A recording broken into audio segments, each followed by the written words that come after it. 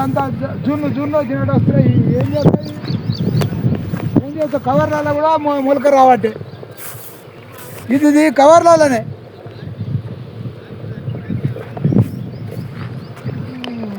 ఏ చెప్పి వస్తూ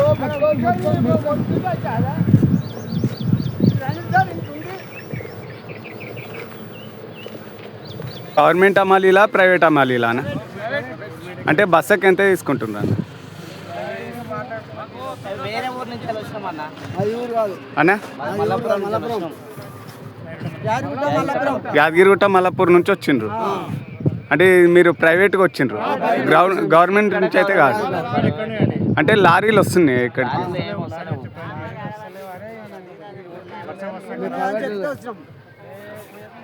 అంటే ఇక్కడ ఉన్న రైతులు చెప్తే మీరు వచ్చిండ్రు. సరే సరే, సపరేట్ తెప్పించుకోండి, రైతు సపరేట్ తెప్పించుకోండి.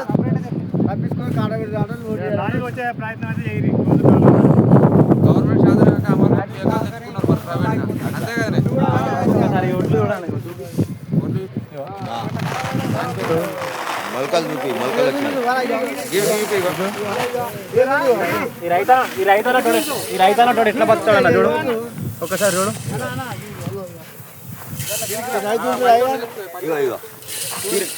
ఈ రైతన్నోడు ఎట్లా బతాడు చెప్పు. ఇట్లా మొలకలు వచ్చి ఏ గవర్నమెంట్ పట్టించుకుంటుంది? ఎట్లా సేవ చేసుకుంటారు చెప్పండి మీరు. రైతు ఉంటాడా చచ్చిపోతాడా తెలియదు. ఏం పరిస్థితి చూడు. రైతన్నోడు ఈ ధాన్యం మీద ఆశపడతాడు.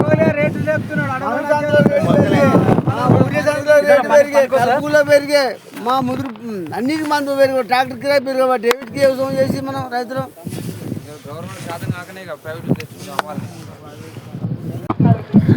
అసలు అమ్మాలీలు లేరు, లారీలు లేవు.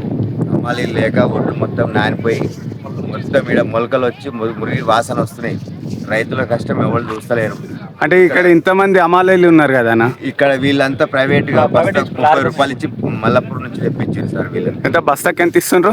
ఆడ ఉండేది 20 రూపాయలే వాస్తవానికి గవర్నమెంట్ది. వీళ్ళకి 30 రూపాయలు ఇచ్చి తెప్పించి పెట్టిపిస్తుంది. అట్లయినా పోతలేవు, అట్లయినా లారీలు లేవు, పోతలేవు.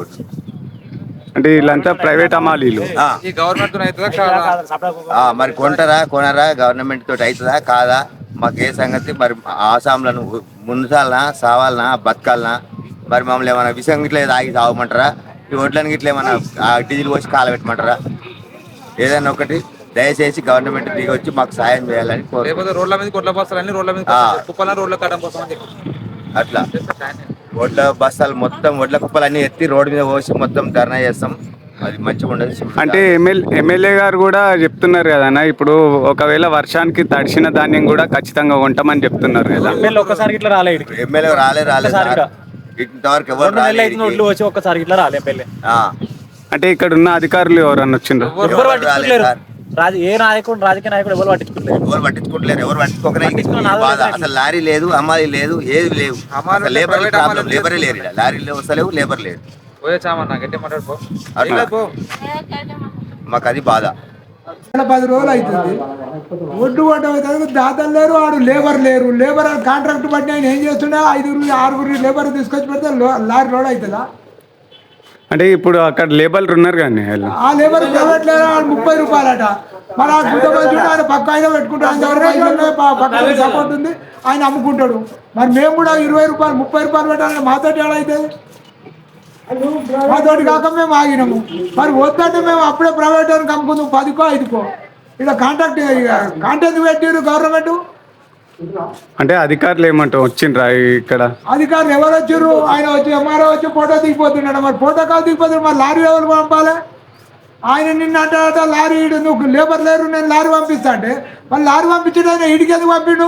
ఇడికెందుకు వచ్చి ఫోటో దిగిండు ఎంఆర్ఓ? ఆయన ఏం చేయాలి? లేబర్ సప్లై చేయాలి. అది ఎవరు చేయాలి? గీళ్ళు అడిగితే లేబర్ పంపుతారా? మేము అడిగితే పంపుతారా? లేబర్ను పంపుతారా చెప్పండి? నువ్వు 100 కుప్పలన్నా ఇడా ఎవరి శాతనైనా వాడు ప్రైవేట్ పెట్టాడు, లేబర్ పెట్టి చేపించుకుంటాడు. 80-100 నేను లెక్క పెడతా. నీ లెక్క ప్రకారంగా 186 అన్నావు.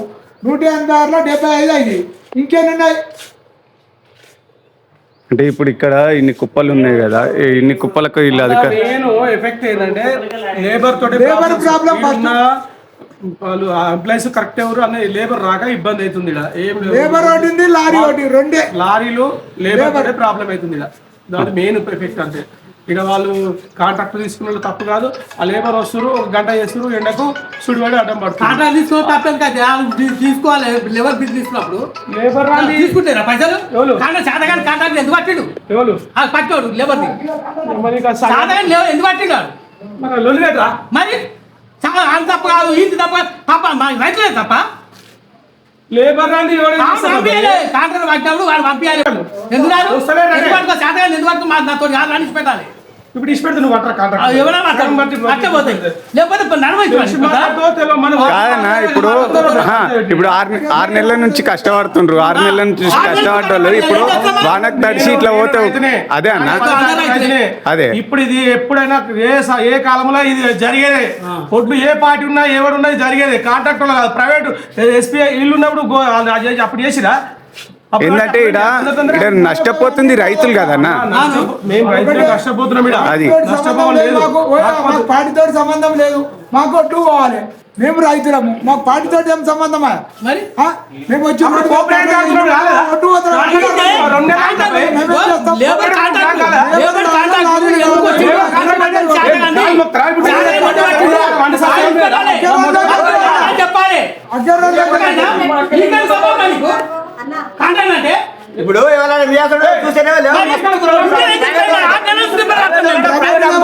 ప్రైవేట్ లేబర్ వచ్చారు, నింపుకొని పోతున్నారు. ఏం చేస్తాం? 3-4 ఉన్నారు. ఆయన ఎనమంటూ రండి రాపిస్తాడు. అలా ఉన్నది 3 జ్వరమే వచ్చారు, 4 పని చేస్తారు. వాడు వంటకి పోయాడు, 4 కాట పెడుతున్నారు. మళ్ళీ ఒడ్డు కూడా పోయి మళ్ళీ నింపుకుంటారు పోతురు. మళ్ళీ నీ ఒడ్డు కూడా అనుకుని చేసుకోవాలని అడుగు. నీ ఒడ్డు కూడా పోయి అనుకుని చేసుకోవాలని మొడకలు వచ్చినాయి. మేము ఎట్లా పడాలి, మేము ఎట్లా బాధపడాలి? బుడ్డలో పడుకుంటూ చేసుకుంటూ బతామని నీకు వచ్చి చూడండి. చూస్తే కానీ వస్తుంది, చేస్తే కానీ ఒకటి. ఏం చేస్తాం? ఇంకా నచ్చపడి ఇంకా ఆనలకు గవర్నర్లకు అన్ని ఒక్కపోతున్నాయి. 10 రోజులు అయిపోయి, 15 రోజులు అయింది ఆ ఒడ్డు వచ్చిట. మన వానవాళ్ళ సంది మొలకలు వస్తున్నాయని అదో టెన్షన్. అట్లా కాదు,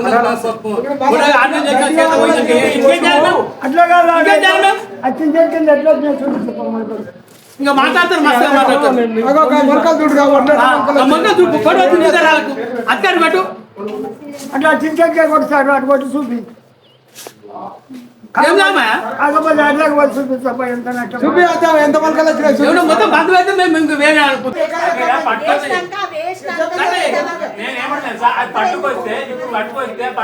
లోడింగ్ అయితే బండి వేడి కావద్దని చెప్తున్నా.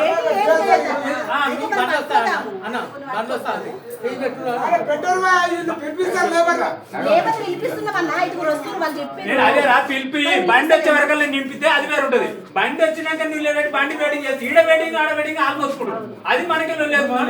వాళ్ళు వచ్చే లోపే వాళ్ళు వెళ్ళిరు 5 వాళ్ళు వస్తారు రాగానే మన సీరియల్ అన్ని పెట్టించుకుంటే వాళ్ళు మనం ఏం ఎక్కియం. ఇప్పుడు వాళ్ళ సొంతం లారీ తెచ్చుకుంటే ఎక్కిద్దాం.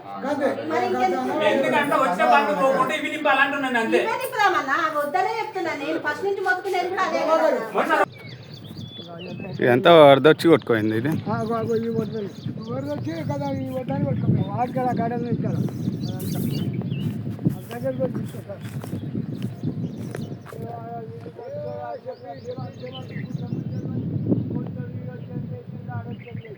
కట్టలేని వాళ్ళం. మేము ఏం పెట్టి తెచ్చుకోవాలి, ఎట్లా తెచ్చుకోవాలి?